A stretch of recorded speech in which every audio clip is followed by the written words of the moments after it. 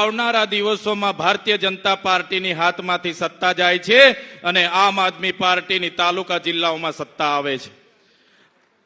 આજે આ સભા જ્યારે થઈ રહેલી છે ત્યારે સાથીઓ તમે બધા જાણો છો કે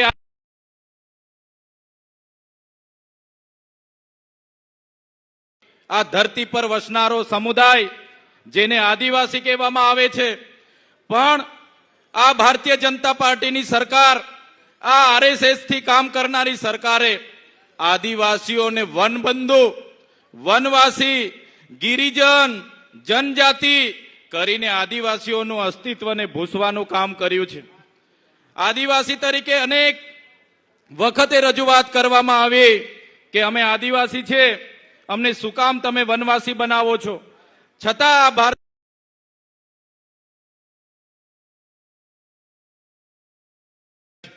ત્યારે આપણે બધાએ આપણી અસ્મિતા માટે જાગવાની જરૂર છે. સાથીઓ તમે જોયું હશે, આપણે શરૂઆતમાં સરકાર સામે જય જોહારનો નારો બોલતા હતા, જય જોહાર.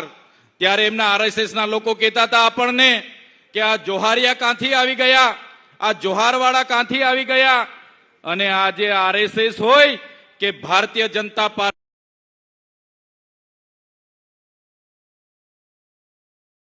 સમાજની તાકાત છે. સાથીઓ તમને ખબર હશે, આજથી 3 થી 5 વર્ષ પહેલા આપણે આ વિસ્તારોમાં ભગવાન બિરસા મુંડાની પ્રતિમા મૂકતા હતા, ખાજ્યા નાયકની પ્રતિમા મૂકીએ, રાણા પૂંજા ભીલની પ્રતિમા મૂકીએ, જલકારીબાઈની પ્રતિમા મૂકીએ.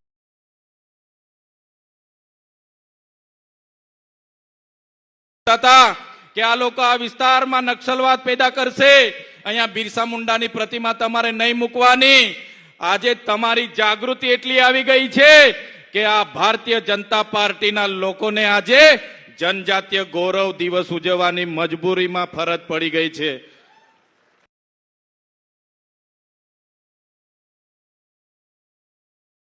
કરતા તમારી જાગૃતિ આવી ગઈ, તમે ખલનાયક બિરસા મુંડા, જનનાયક બિરસા મુંડાની વાત મુકતા ગયા. આજે દેશના વડાપ્રધાનને પણ ડેડિયાપાડામાં આવીને બિરસા મુંડાજીની પ્રતિમાને ફૂલ અર્પણ કરવું પડે. એ પ્રતિમા મૂકવા વાળા ચૈતર વસાવાના અમારી ટીમ હતી. સાથીઓ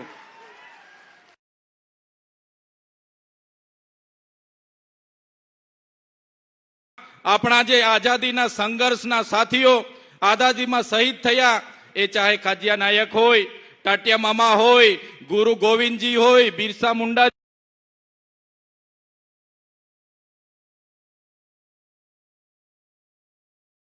નાયકોએ પણ 1857ના જંગમાં ભાગ લીધો, શહીદી વોરી, અંગ્રેજોને મજબૂર કર્યા. આ દાહોદમાં રેજિમેન્ટ બનાવવું પડ્યું, ભીલ રેજિમેન્ટ બનાવવું પડ્યું. એટલી જોરશોરથી આપણા આદિવાસી પૂર્વજો આઝાદી માટે લડ્યા. આપણે જયારે દેશની વિકાસની વાત આવી, આપણે જયારે ગુજરાતની વિકાસની વાત આવી, એ દાહોદ હોય, છોટાઉદેપુર હોય, એ નર્મદાના આદિવાસીઓ આજે ગાંધીનગરમાં જે મોટી મોટી બિલ્ડિંગો દેખાય છે ને, ગાંધીનગરનું જે સચિવાલય બન્યું છે, એ સચિવાલયમાં પણ દાહોદના આદિવાસીઓનો પરસેવો છે. આજે અમદાવાદની હાઈકોર્ટ બની છે, આજે કલેક્ટર કચેરી બની હોય, એસપી કચેરી બની હોય, કે આજે સેશન કોર્ટ હોય, કે જેટલી પણ કોર્ટો બની હશે, આજે જેટલા પણ કોરિડોર બન્યા છે, જેટલા પણ રેલવે બન્યા છે, જેટલા પણ એરપોર્ટ બન્યા છે, જેટલા પણ ડામર રોડ બન્યા છે, એ તમામ વિકાસમાં જો કોઈનું યોગદાન હોય તો એ અમારા દાહોદના આદિવાસીઓનો એમાં પરસેવો છે, પરસેવો. દરેક બિલ્ડિંગના પાયામાં અમારા આદિવાસીઓનો પરસેવો છે. અને એના બદલામાં સરકારોએ આપણને શું આપ્યું? આઝાદીના 78 વર્ષ થઈ ગયા. પહેલા 50 વર્ષ કોંગ્રેસનું શાસન હતું, હમણાં 30 વર્ષથી ભારતીય જનતા પાર્ટીનું શાસન છે. આજે આપણે શિક્ષકો માટે આંદોલન કરવાનું કે સાહેબ અમને શિક્ષકો મૂકી આપો. આજે શાળાઓ માટે આપણે આંદોલનો કરવાના કે અમારી શાળા બનાવી આપો. આજે નોકરીઓ માટે શિક્ષિત બેરોજગારો આંદોલન કરે. આજે આપણા ખેડૂતો આંદોલન કરે. આજે જે લોકો અહીંથી ભાગ્યા ખેતી કરવા માટે સૌરાષ્ટ્રમાં ગયા છે, એમને વળતર નથી મળ્યું, એ ભાગ્યા લોકો આંદોલન કરે. આજે આપણા વિસ્તારમાં આપણા અધિકારો માટે આંદોલન થાય, નર્મદાનું પાણી અહીંયા મળે એના આંદોલન થાય, નળ સે જલનું પાણી પીવાનું મળે એના આંદોલન થાય, પણ સરકાર આંદોલનને નિરાકરણ લાવવાની જગ્યાએ પોલીસનો ઉપયોગ કરીને લાઠીચાર્જ કરે છે, આપણા નેતાઓને દબાવવા માટે ખોટા કેસ કરે છે. આ મંચ પરથી એ નેતાઓને પણ કહેવા માંગુ છું, એ ભાજપના નેતાઓ કાન ખોલીને સાંભળી લે, તમને જેટલું વેઠાય એટલું જ અમારા લોકોને હેરાન કરજો, કેમ કે અમે વ્યાજ સહિત એનો હિસાબ કરવાના છે. અમે વ્યાજ સમેત એનો હિસાબ કરીશું. જ્યારે ચૈતર વસાવા આદિવાસીઓને જાગૃત કરવાનું કામ કરે, અનુસૂચિ 5 લાગુ કરવાની માંગ કરે, પૈસા 1 લાગુ કરવાની માંગ કરે, આ વિસ્તારમાં 73 એના જે ગેરકાયદેસર દસ્તાવેજો થયા એને અમે ઉજાગર કર્યું, નલ સે જલનું કૌભાંડ અમે ઉજાગર કર્યું, અહીંના મંત્રીએ મનરેગામાં કૌભાંડ કર્યું અને આપણા લોકોની રોજગારી છીનવી એને અમે ઉજાગર કર્યું, અહીંયા નકલી સિંચાઈની કચેરીઓ ચાલતી હતી એને અમે ઉજાગર કરી, અહીંયા નકલી કોલેજો જીએનએમ એમની ચાલતી હતી એને અમે ઉજાગર કરી. એટલે આ હર્ષભાઈ સંઘવી અને ભૂપેન્દ્રભાઈ પટેલને ગમ્યું નહીં. એક સામાન્ય કેસમાં મને જેલમાં નાખી દેવા,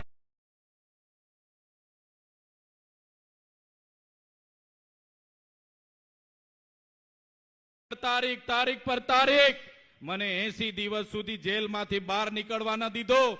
વડોદરાની જેલમાં મને વેદના આપવામાં આવી, યાતના આપવામાં આવી અને કહેવામાં આવ્યું કે તમે આદિવાસીઓ માટે કેમ લડો છો, તમે ગરીબો માટે કેમ લડો છો, તમે ભારતીય જનતા પાર્ટીમાં આવી જાઓ, નહીં તો તમારું રાજકારણ ખતમ કરી દઈશું. ત્યારે પણ આ ચૈતર વસાવાએ પોલીસ અધિકારીઓને કીધું તો તમારી જેલોથી ડરવા વાળા ચૈતર વસાવા નથી, તમારી જેલો સામે લડવા વાળા લોકો છે, તમારી ભાજપ સામે લડવા વાળા લોકો છે. સાથીઓ, તમે વિચાર કરો, એ ડેડિયાપાડાની જનતાએ, એ સાગબારાની જનતાએ, ચીગદાની જનતાએ એક ધારાસભ્ય તરીકે મને 1 લાખથી પણ વધારે મત આપ્યા. 43,000ની મારી લીડ હતી. 1 પણ રૂપિયા વગર, 1 પણ દારૂની બાટલી વગર મને સ્વયંભૂ બધાએ ચૂંટી કાઢ્યો. અને આજે આ ભારતીય જનતા પાર્ટીના વડાપ્રધાન ડેડિયાપાડા આવે, મુખ્યમંત્રી ડેડિયાપાડા આવે, નાયબ મુખ્યમંત્રી ડેડિયાપાડા આવે, પ્રદેશ પ્રમુખ ડેડિયાપાડા આવે, આદિજાતિ મંત્રી ડેડિયાપાડા આવે. આજે પણ 2 મંત્રીઓ ડેડિયાપાડામાં છે અને એ મુદ્દાની વાત નથી કરતા. અને ચૈતર વસાવાએ આમ કર્યું, ચૈતર વસાવાએ તેમ કર્યું. પણ આજે ભાજપ સરકારને હું કહેવા માંગુ છું, ચૈતર વસાવા 3 વર્ષના ધારાસભ્ય છે, તમારી 30 વર્ષની સરકાર છે. ડેડિયાપાડાની જનતાને તમે હિસાબ આપો કે તમારી સરકારે ડેડિયાપાડામાં શું કર્યું છે, પછી ચૈતર વસાવા 3 વર્ષનો હિસાબ આપશે. સાથીઓ, વિચાર કરો, જે વિસ્તારનો હું ચૂંટાયેલો ધારાસભ્ય છું, ગૃહમંત્રી હર્ષ સંઘવીના ઇશારે बसंती चोला हो आज रंग दे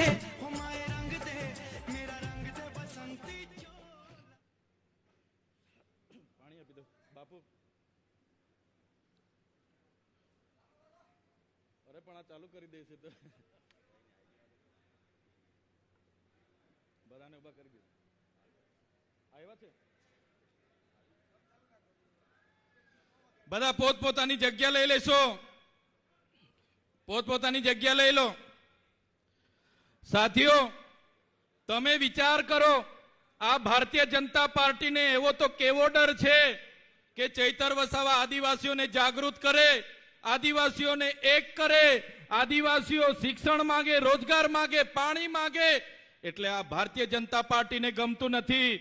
અને આ ભારતીય જનતા પાર્ટીએ પોલીસનો ઉપયોગ કરીને ખોટા સોગંદનામા કોર્ટમાં રજૂ કર્યા અને કહેવામાં આવ્યું કે આ ચૈતર વસાવાને આદિવાસી વિસ્તારના 14 જિલ્લામાંથી તડીપાર કરો, એમને પ્રતિબંધ કરો. અને નામદાર હાઈકોર્ટે મારા વિસ્તારમાંથી મને પ્રતિબંધ કર્યો છે. છેલ્લા 8 મહિનાથી મેં મારા ઘર, મારું ગામ, મારો તાલુકો કે મારી ઓફિસમાં હું જઈ નથી શકતો. હું મારા વિસ્તારમાં પગ પણ મૂકું તો મારી શરત રદ થાય, મારે ફરી જેલમાં જવું પડે. અને ભાજપના લોકો કહે છે, જોયું ને અમારી તાકાત, અમે ચૈતર વસાવાને ડેડિયાપાડામાંથી બહાર કરી દીધા અને ચૈતર વસાવાને આવનારા દિવસોમાં નર્મદા સહિત આદિવાસી વિસ્તારોમાં પણ બહાર કરી દઈશું. ત્યારે ભાજપના લોકોને આ મંચ પરથી કહેવા માંગુ છું, તમે ચૈતર વસાવાના ગામમાંથી બહાર કરશો, ચૈતર વસાવાને ડેડિયાપાડાથી બહાર કરશો, ચૈતર વસાવાને નર્મદાથી બહાર કરશો, પણ આ ચૈતર વસાવા અમારા લોકોના દિલોમાં રહી છે, ત્યાંથી તમે ક્યારે બહાર નથી કરી શકવાના. ત્યારે દિલ્હીમાં જ્યારે પરિણામ આવ્યું અને જ્યારે માન્ય કેજરીવાલજીની સરકાર ત્યાં એમની નીતિઓના કારણે હારનો સામનો કરવો પડ્યો અને ભાજપની સરકાર બની, ત્યારે આ ભાજપના નેતાઓ ગુજરાતમાં કહેતા હતા આમ આદમી પાર્ટી પૂરી થઈ ગઈ, કેજરીવાલજી હારી ગયા, દિલ્હીમાં સરકાર ગઈ. ત્યારે નેતાનો બી કહેવા માંગુ છું, તુમકો કા લગતા થા નહીં લौटेगी.